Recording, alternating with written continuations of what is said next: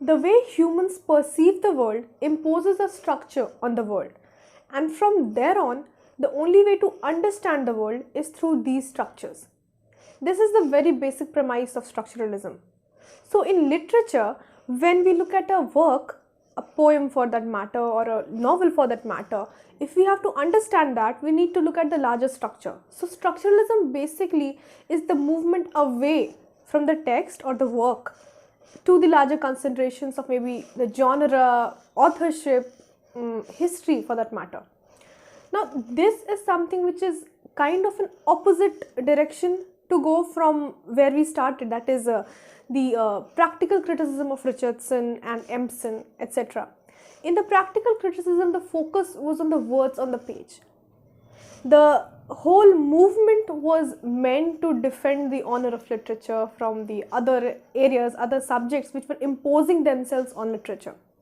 Before that, before practical criticism, literature could not be read without the help or without taking the background of history or the authorship or any other thing for that matter. So practical criticism, Richardson tried to focus on the words on the page, that everything you need to know about the text is on the page. Structuralism is a movement away from that.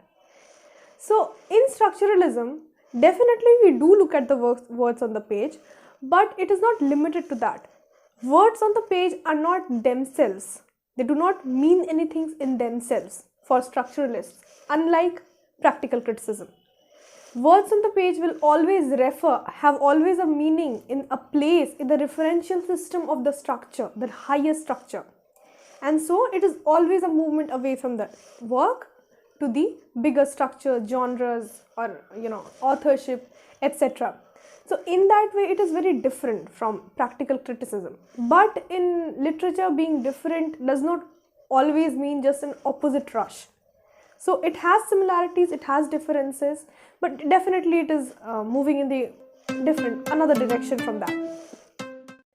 Now, structuralism is also different from phenomenology. While phenomenology tries to look at the phenomena in itself, it is kind of an outermost study of any phenomena. So how we see a phenomena and what it means to us, that is what phenomenology looks at. Structuralism, on the other hand, looks into the phenomena and sees how the meaning is created in the phenomena, that it starts to mean something. So phenomenology and structuralism are poles apart from each other. So how does it work in literature? In literature, we look at the narrative, analyze the narrative first, then we connect it to the conventions of the literary genre and also see the connections it has with other literary genres or literary narratives. We find the parallels, the contrasts, the echoes in the narrative and then connect it to the narrative as a whole. So technically we just try to find the structures which are there in the text. Now this can be understood better when we look at Barthes' 5 units of meaning, 5 conventions of meaning. The Proaeritic Code provides indications of actions. It shows something is happening. For example, I came in, he sat down. In Oedipus Rex, the people of Thebes come to Oedipus with supplicant bows and knees.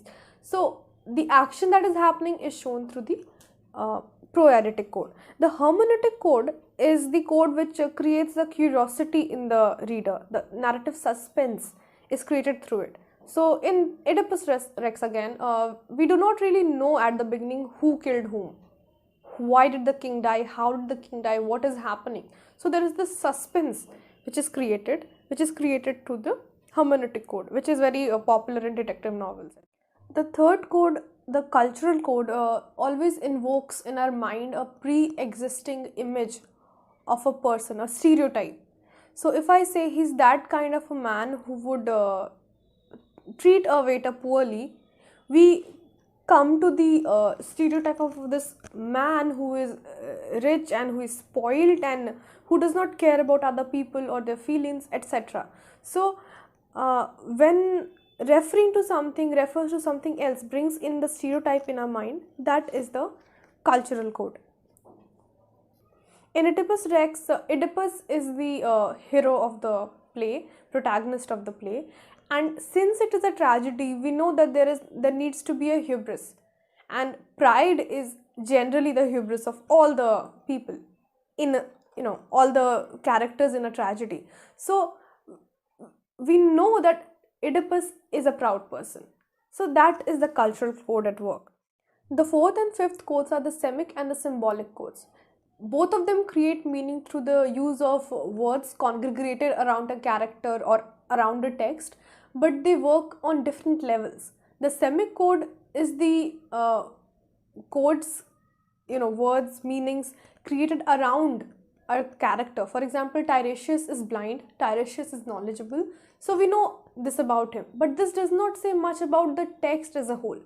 In the symbolic sense, however, we see that in the drama there is this overarching connection between being blind and between being knowledgeable, and between having eyesight and being, in darkness, not knowing the truth. So on the bigger level, on the symbolic level, the meaning is created that blindness refers to light or knowledge, while having eyes refers to, being not in the truth, being in the darkness. So the Semic code creates meaning for the character, while the Symbolic code creates a meaning for the whole text, or for basically it creates the themes of the text. These were the 5 codes of Roland Barthes. If this video helped you a little bit, click the like button, subscribe to the channel, and do not miss another update.